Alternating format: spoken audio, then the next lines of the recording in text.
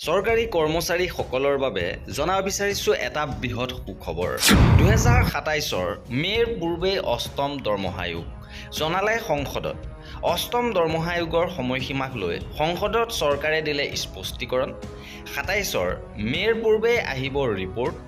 লোকসভা আৰু ৰাজ্যসভা দুয়োখন সদনতে সংসদসকলে এই প্ৰশ্নৰ উত্তৰ প্ৰদান কৰিছে যে 27 মে'ৰ পূৰ্বেই ৰিপৰ্ট আহিব পাৰে।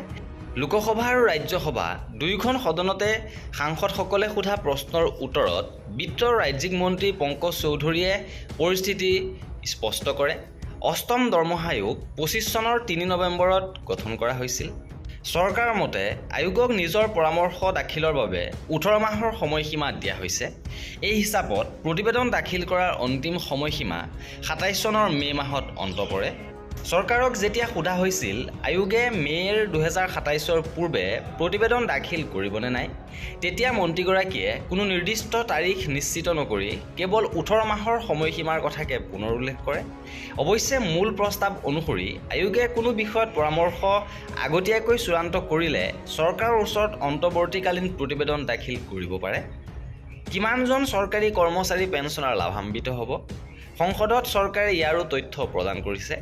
নতুন আয়োগৰ পৰামৰ্শৰ প্ৰত্যক্ষ প্ৰভাৱ প্ৰায় 70 লাখ লোকৰ ওপৰত পৰিব। চৰকাৰী তথ্য অনুসৰি 26 চনৰ 1 মাৰ্চলৈকে চৰকাৰৰ অধীনত প্ৰায় 35,77,000 অসামৰিক কৰ্মচাৰী আছিল। তেনেধৰণে 33,76,000 পেঞ্চনাৰ আৰু পাৰিবাৰিক পেঞ্চনাৰ অন্তৰ্ভুক্ত আছিল। ইয়াত প্ৰতিৰক্ষা পেঞ্চনাৰসকল অন্তৰ্ভুক্ত নহয়।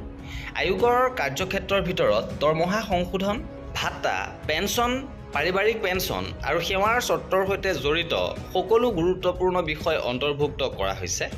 ইপিনে বৰ্তমান কোনটো পৰ্যায়ত আছে আয়োগৰ কাম? অষ্টম দৰমহা আয়োগ বৰ্তমান বিভিন্ন অংশীদাৰৰ সৈতে পৰামৰ্শ গ্ৰহণ পৰ্যায়ত আছে।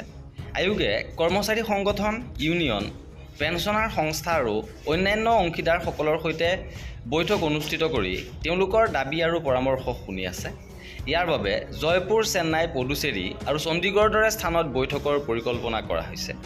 ইপিনে কাম অধিক ক্ষীপ্ৰতাৰে সম্পূৰ্ণ কৰাৰ উদ্দেশ্যে আয়োগে 11 আগষ্টত কনচালটেণ্টসকলৰ সৈতে বিনিময় সংশোধন কৰিছে। এতিয়া HR, legal research, IT, data analysis আৰু ডাটা ভিজুৱেলাইজেশ্যনৰ ক্ষেত্ৰত ছিনিয়ৰ কনচালটেণ্ট আৰু যুৱ পেছাদাৰীসকলক অন্তৰ্ভুক্ত কৰা হৈছে। কাৰ্যকৰী হোৱাৰ তাৰিখক লৈ বৰ্তমানৰ স্থিতি। কৰ্মচাৰী পেঞ্চনাৰসকলেও নতুন পৰামৰ্শসমূহ কোন তাৰিখৰ পৰা কাৰ্যকৰী হ'ব সেই কথালৈ অপেক্ষা কৰি আছে। চৰকাৰে স্পষ্ট কৰি দিছে যে আয়োগে নিজৰ চূড়ান্ত অথবা অন্তৱৰ্তীকালীন প্ৰতিবেদন